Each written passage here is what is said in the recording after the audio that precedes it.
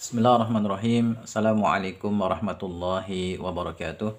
Alhamdulillah wassalatu wassalamu ala Rasulillah wa ala alihi wa sahbihi wa mawalah.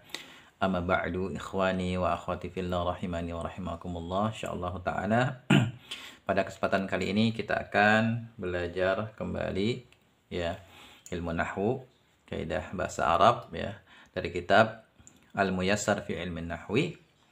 Dan kali ini kita akan bahas materi tentang fi'il, kata kerja. Ya, tapi sebelumnya saya ingatkan kembali ya bahwa di antara tujuan kita belajar ilmu nahwu, ya di antara tujuan terpenting kita belajar ilmu nahwu adalah agar kita bisa menyusun al-jumlatul mufidatu, kalimat sempurna. Dan al-jumlatul mufidatu ini ya tersusun dari al-kalimatu, kata. Dan kata dalam bahasa Arab itu ada 3 macam ya, ada ismun, ada fi'lun, dan ada harfun. Sebelumnya kita sudah bahas apa itu ismun. Ya, sekarang kita akan bahas apa itu fi'lun. Ya, gampangnya fi'lun ini adalah kata kerja. Ya, kata kerja. Kata yang menunjukkan pekerjaan, ya, perbuatan. Dan dalam bahasa Arab, kata kerja terbagi menjadi 3. Yang pertama al-fi'lul madhi, kata kerja untuk waktu lampau. Ya, sudah terjadi. Ya. Yang kedua al-fi'lul mudhari'u, kata kerja untuk waktu sekarang atau akan datang. Yang ketiga fi'lul amri, kata kerja perintah atau kata kerja yang menunjukkan pekerjaan yang terjadi setelah adanya perintah. Contoh fi'il maudhi misalnya zahaba. Zahaba artinya telah pergi, berarti pekerjaannya sudah dilakukan. Contoh fi'il mudhari' yazhabu, sedang pergi atau akan pergi. Ya, jadi fi'il mudhari' bisa maknanya sekarang atau akan datang, dan untuk bisa membedakannya nanti kita lihat susunan kalimatnya ya setelah fi'il mudhari' dimasukkan ke dalam kalimat, apakah dia bermakna sekarang atau bermakna akan datang. Ya. Kemudian fi'lul amri misalnya idhab, pergilah. Ya, idhab, pergilah, ini kata fi'il amr, kata kerja perintah. Nah, ini gambaran umum tentang fi'il. Jadi ringkasnya fi'il itu adalah kata kerja. Kita baca kitabnya ya, halaman 3, al-fi'lu, fi'il. Al-fi'lu huwa, fi'il adalah kalimatun, kata, dallat ala ma'nan, yang menunjukkan akan suatu arti, atau kata yang memiliki makna, arti. Waqtu rinat bizamanin, dan dia terikat oleh waktu. Maksudnya terikat oleh waktu menunjukkan pekerjaan, atau ringkasnya, gampangnya fi'il itulah kata kerja. Mislo, contohnya, kataba, telah menulis, qara'a, telah membaca, yaktubu, sedang menulis, yaqra'u, sedang membaca, aktubu, ya, aku sedang menulis atau akan menulis, ya, aqra'u, aku sedang atau akan membaca. Jadi tadi terjemahan yaktubu, yaqra'u bisa artinya yaktubu sedang atau akan menulis, yaqra'u sedang atau akan membaca.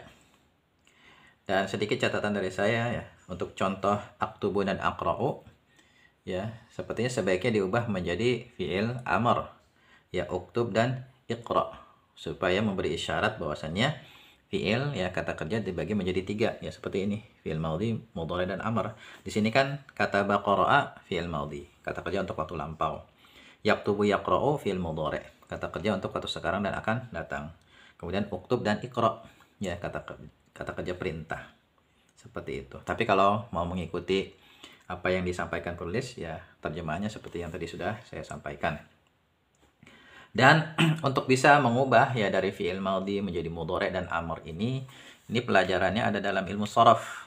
Ya, jadi ya bagi antum yang saat ini sedang belajar ilmu nahwu, sebaiknya diiringi juga dengan belajar ilmu sharaf ya. Silakan antum pelajari kitab sharaf yang antum punya ya, sedikit demi sedikit.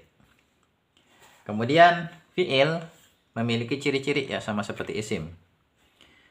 Di sini dikatakan alamatul fi'li hiya, ciri-ciri fi'il adalah sebagai berikut. Yang pertama ya, qad, diawali huruf qad. Ya, diawali huruf qad. Huruf qad ini bisa masuk kepada fi'il maudhi, bisa masuk kepada fi'il mudhari.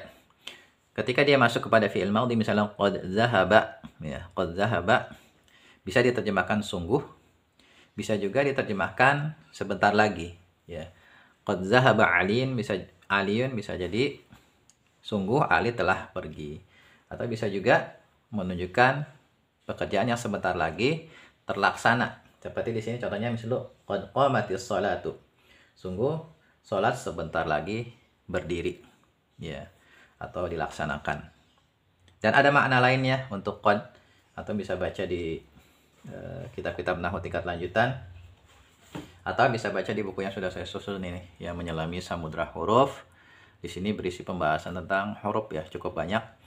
Ya, tapi kalau untuk membahas nama-nama huruf saja beserta contohnya sudah saya kutip ya dari buku tadi, menjadi buku yang tipis ini. Berkenalan dengan huruf. Di sini ada penjelasan ya huruf-huruf ini yang nanti akan kita bahas, huruf qad, huruf sa, saufa, dan ta'nis sakinah. Kalau kemarin ya khusus membahas huruf jar, bisa antum baca di sini variasi makna huruf jar. Ya, tapi kedua buku ini sudah ada pembahasannya di sini. Ya, yang lengkap. Tapi kalau antum pengen membahas yang lebih ringan ya, untuk fokus pada satu pembahasan saja, misalnya huruf jar saja, bisa dibaca di buku ini. Ya. Jadi itu ya.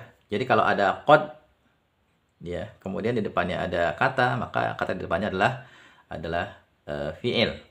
Ya, tadi qad kalau di depannya zahaba bisa diterjemahkan sungguh, dan ini yang memang sering digunakan ya, terjemahan sungguh, dan bisa juga bermakna ya perbuatan yang sebentar lagi akan terlaksana. Seperti qad qamatis shalah, ya sebentar lagi salat akan terlaksana, akan berdiri. Tapi kalau di depannya ada yazhabu ya fi'il mudhari', maka maknanya biasa yang digunakan adalah kadang-kadang. Ya, qad yadhhabu Aliyun ila suqi misalnya. Kadang-kadang Ali pergi ke pasar, ya. Jadi qad kalau depannya fi'il mudhari' maknanya kadang-kadang, ya. Kemudian ciri yang lainnya ya diawali oleh huruf sin. Ya. Di sini dikatakan as-sinu. Ya, maksudnya diawali oleh huruf sin. Ya, huruf sin, yang artinya akan. Contoh, mislu saya zahabu, dia akan pergi. Saya ruji'u, dia akan pulang. Ya, jadi kalau ada huruf setelahnya ada kata, maka kata di depannya adalah fi'il, karena menjadi ciri fi'il. Kemudian dia diawali oleh huruf saufa. Saufa artinya kelak. Kelak. Ya, mislu saufa ta'lamun, kelak mereka akan mengetahui. Ya. Kalau ini akan ya perbuatannya sebentar lagi akan dilakukan, ya. Misalnya saya dhahabu Aliyun ilal madrasah, berarti dia sekarang sedang siap-siap untuk berangkat ke sekolah. Tapi kalau saufa ya saufa adhabu ila Makkah, kelak aku akan pergi ke Mekah. Kapan nggak tahu, pokoknya kelak nanti insyaallah ya, entah kapan waktunya nggak tahu, saya akan pergi ke Mekah. Itu makanya terjemahkan ini akan, saufa kelak, ya. Kemudian yang keempat, ta'ut ta'nis sakinatu, huruf ta'nis sakinah, ya, huruf ta yang disukun yang menunjukkan bahwasanya pelaku perbuatan adalah berjenis wanita, seperti qalat, ya telah berkata, tapi yang berkatanya itu nanti perempuan. Zahabat, telah pergi, tapi yang perginya itu adalah perempuan. Kalau misalnya kita mau bikin kalimat, misalnya zahaba Aliyun, Ali pergi. Tapi kalau yang pergi itu Aisyah misalnya, ya, Aisyah, maka nanti zahaba kita tambahkan tak sukun di akhirnya, ya, zahabat, ya,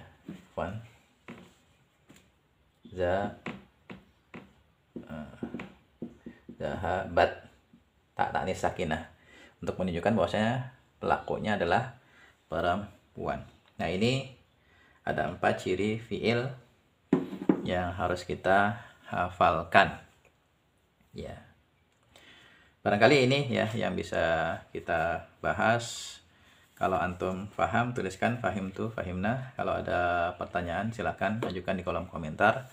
Ya, dan silakan dimurojaah lagi materi sebelumnya jika dirasa masih belum terlalu paham, ya. Dan kalau ada pertanyaan terkait materi sebelumnya, silahkan ya antum tanyakan, dan Silakan Antum ajukan pertanyaan di kolom komentar yang ada di setiap pembahasan.